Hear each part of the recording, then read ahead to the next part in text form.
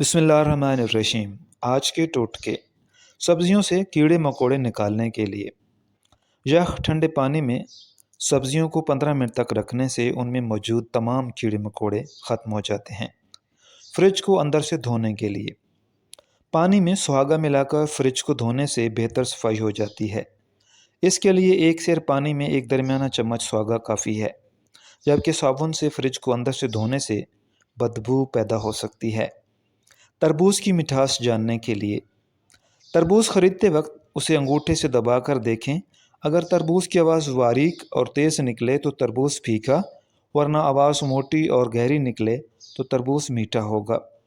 ज़्यादा रस वाले लीमू खरीदने के लिए जिन लीमुओं के छिलके साफ़ और उनके दोनों तरफ के कोने सुराख बारीक हों तो वो लीमू ज़्यादा रस भरे होते हैं। आटे से सुसरी ख़त्म करने के लिए तेज़पात के चंद पत्ते आटे के थैले या बोरी में रखने से सारी सुसरी ख़त्म हो जाती है। मछली को फिसलने से बचाने के लिए जिस जगह मछली रखकर साफ़ करनी हो वहाँ थोड़ा सा नमक डालने से मछली साफ़ करते वक्त फिसलेगी नहीं। मछली के छिलके आसानी से उतारने के लिए थोड़ा सा लीमू का रस या सिरका लगाने से मछली के छिलके आसानी से उतर जाते हैं। थर्मास से बू ख़त्म करने के लिए थोड़ा सा सिरका थर्मास में डालकर हिलाएं और फिर इसे धोएं। थर्मास से बू ख़त्म हो जाएगी।